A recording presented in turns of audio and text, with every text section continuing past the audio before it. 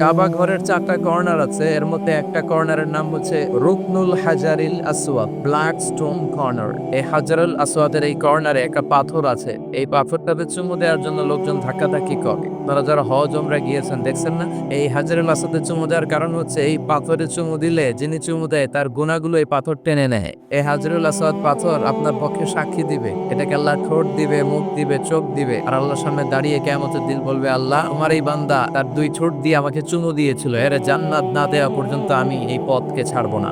হাজরুল আসওয়াদের corner আর কাবা ঘরের দরজা এর মাঝখানে একটা জায়গা আছে, এই জায়গাটার নাম মুলতাসা। এই জায়গাটাতে লেগে থেকে দোয়া চাওয়া, দোয়া করাটা সুন্নাহ। এই মুলতাসামে দাঁড়িয়ে হাত লাগিয়ে বুক লাগিয়ে দোয়া করলে এই দোয়া আল্লাহ ফিরিয়ে দেয়। এই দোয়াটা কবুল করে নেয় কে? সাহাবার এটা করতেন। কিন্তু এই মুলতাজামে তো সহজে জায়গা পাওয়া যায় না। লক্ষ লক্ষ হাজী সাহেব, মুআতামিরুন, উমরাকারীরা ধাক্কাধাক্কি করে ওই জায়গায়। তো এক ইমাম সাহেব সে অনেক ধাক্কাধাক্কি করে যুদ্ধ করে মুলতাজামে হাত লাগানোর সুযোগ পেয়েছে।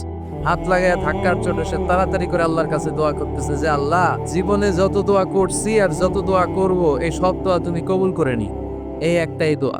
He work smart, say smartly কাজ করেছে। ইট ডাজন্ট ওয়ার্ক হার্ড, সে কষ্ট করে ওদিকে ধাক্কাধাক্কির মধ্যে, আল্লাহ আমারে গাড়ি দাও, বাড়ি দাও, নারী দাও, এটা লাগবে ওটা লাগবে, আমার অসুস্থতা, আমার শাশুড়ি অসুস্থ, আমার আম্মা অসুস্থ, এরে ভালো করো, এরে সম্পদ দাও, এর দারিদ্রতা বিমোচন করো, এত কিছু এখানে কর সুযোগ নাই। ওইখানে ধাক্কাধাক্কি, ওখানে যুদ্ধ। এবার ওইখানে এই দোয়া যদি কবুল হয়ে যায়, এবার বাড়িতে এসে দোয়া শুরু। সুবহানাল্লাহ পড়ে। এজন্য মুমিনরা they don't work hard, they work smart.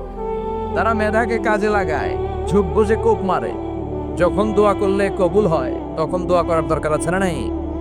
আল্লাহ যদি আমাদের সবাইকে জান্নাতুল ফেরদাউস দেয়, ধাক্কাধাক্কি হবে। মা বাইনাল মিসরাআইন মিন মাসারি'আল জান্নাহ মা বাইনা মাক্কা ওয়া হাজার। সৌদির মক্কা শহর থেকে বাহরাইনের হাজার শহর যত লম্বা, জান্নাতের এক একটা দরজা ঠিক তত লম্বা।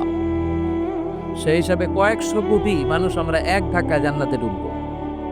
তো দরজা যদি হয় এত বড়, আসল জান্নাত কত বড়?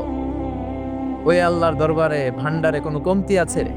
বিশ্বনবী বলেন, হাদিসে কুদসিতে আল্লাহ ফরমান, লাউ আন্না আউওয়ালাকুম ওয়া আখিরাকুম ওয়া ইনসাকুম ওয়া জিন্নাকুম কামু আলা সাঈদিন ওয়াহিদ। পৃথিবীর সব মানুষগুলো সাইয়েদনা আদম থেকে শুরু করে up to the day of judgement, পৃথিবীর সবাই যদি আল্লাহর কাছে যার যা লাগে ফরিয়াদ করা শুরু করে দেয়, আল্লাহ দাও, এটা দাও, এটা দাও, আল্লাহ বলে আমি তোদের যা চাওয়া আছে সব যদি দিয়ে দেই, তারপরেও আমি আল্লাহ ধন ভান্ডারের 1 ইঞ্চিও কমবে না। তো এই জন্য সব সময় কার কাছে চাইতে হবে?